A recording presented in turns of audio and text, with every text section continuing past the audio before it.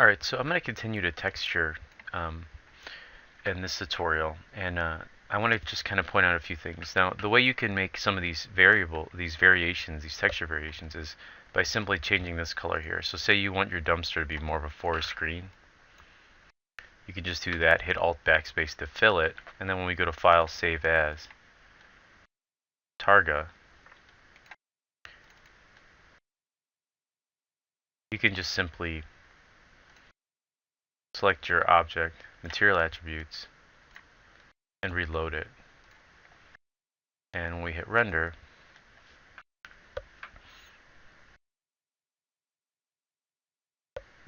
you see we get more of this forest image. And what's really cool is you can see it still retains all that rust that we did at the bottom here. You know, this rust, weathered rust, because we have it as a selection mask. Okay. Another thing I added in between videos is I found this picture of a do not block the dumpster. Now, ideally, you want to create your own or vary it enough so that you're not just copying and pasting images. So let's start by first changing this, just because it bothers me. I'm going to change this is the top of our dumpster, our lid. So I'm just going to make that a darker gray, so it's not so green. And again, with your highlights, you know, redo that step I told you before, where you just kind of add a highlight. All right. So something I like to do right off the bat is, I know my dumpster is going to be dirty, and I know the signs aren't going to be perfect. So let's take a look at making 4 screws to put in the corner of our dumpster sign here. So I'm going to make another layer above our sign and just name this screw. Then I'm going to screws, and then I'm going to name this sign.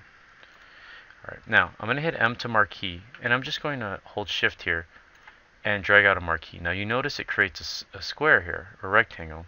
If you hit shift and M, you'll notice over here that I can switch between the different sizes marquees, different types of marquees, or you can just click here and select your elliptical tool. So let's try that one more time. I'm going to shift and right click, and in the area here, I'm just going to hit Alt Backspace and fill that with that same gray color that we had earlier. Now I'm going to double click here on screws and bevel and emboss that, and that looks pretty good, and hit OK. Now it looks like a screw, like one of these rivet ones that you can put in, but it doesn't look like it's really affecting the surface area around it. So I'm just going to copy and paste that, and in the original one, I'm going to double click that, reselect my bevel and emboss, and do a pillow emboss. And so now it looks like it's being pressed inside of the metal. So what I want to do is make an empty layer below this, and again, name this screws. And then on this empty layer, I'm going to go up to this level and hit Control E and merge down to that empty level. Same thing here. So now it's just the still image. I'm going to hold Alt and drag this around each corner. And now it's pressed. The next thing I'm going to do is just go to the internet really quick and find a nice grunge image. And I just typed in grunge. And then I'm going to hit Control V above my screws layer. And I'm going to multiply that. Now you could, again, you can see that it adds a really nice, beautiful effect to my entire model. But really, you want to sort of make sure that you control your grunge to individual pieces. So I kind of like the way that looks. All right. And I'm just going to take that down to maybe 40%. I don't want it overwhelming. Another thing I want to do is I want to eat away around the metal of this sign. So I'm going to go down to my rust layer here. I'm going to hit V and hold Alt, and I'm going to drag that rust up so it makes a copy. So there's my rust, and I'm going to bring it up just below my sign here.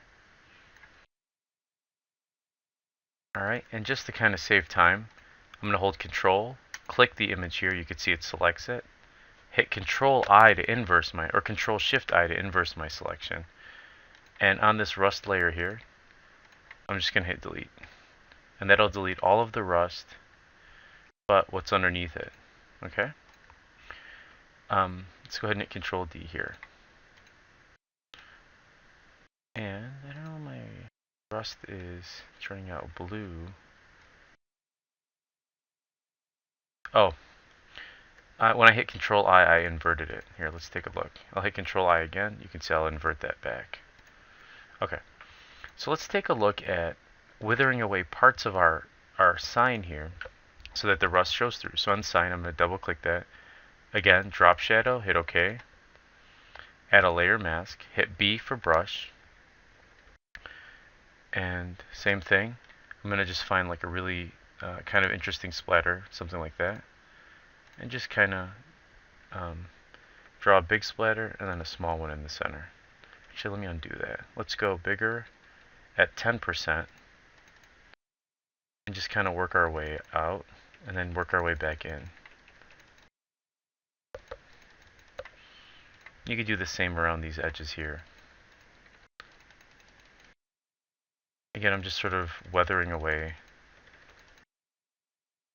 the sign. Maybe I'll do like a really big, like it's really starting to show through in specific areas around this screw maybe. And rust tends to, anywhere where there's damage or breakage in the metal, they tend to. Okay. Now let's say we want to do sort of a crack in our sign, but we want to make it transparent so you can see underneath it. Well, I want to kind of introduce you to alphas. So let's just click on our top layer here, away from any kind of sign, and let's just add a new alpha channel. Now the way alphas work is anything that's black is invisible. So right now if I saved off my texture as a 32-bit, it would be completely invisible. So what we want to do is fill it with white, and then we want to see the texture itself. So I'm going to click here to turn on all of my layers and my channels. And I'm just going to go in here, and where it says alpha, I'm going to hit B for brush. And I'm going to right click, and I'm just going to go with a standard brush here. And hit 0, so I'm at 100%. And maybe I'll just crack, by holding shift here, a bit of the sign. Just create a nice little, we don't want it to go into the screw, but maybe something that looks like this. Well, here, how about this? We'll say that it cracked all the way across here through the sign. And this piece is just being held on by this screw. Alright? So, with that said, let's go ahead and save this as a 32-bit texture. So file, save as, Targa. Make sure that you check on 32, hit OK. Let's go back into Maya. I'm going to right click, Material Attributes, and I'm going to reload that. Now I'm going to go to Create and just make a polygon plane. You know what, I'll go with a cube. And then I'll just, we have a little bit more surface. And I believe we never named this material right, so I'm going to right click, Assign Existing Material, and I think it's Blend 1. Let's try Assign Existing Material. Blend 2 maybe? Yeah, Blend 2. Alright, so for this face, I'm going to shift right click Mapping, Planar Map on, I believe it's Z. There we go. Go to my UV texture editor. Control right click to UV, so I'm going to just scale this down, place it over my sign. Something like this.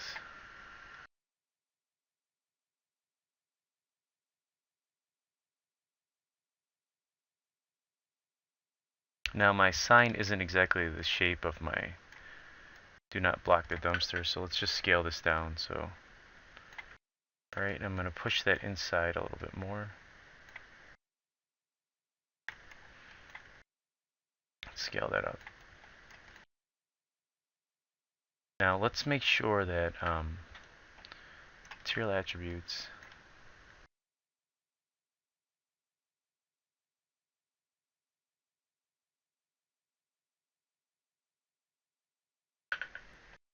alright, I want to make sure that this saved with the alpha channel, so let's resave that again. Dumpster color, 32-bit.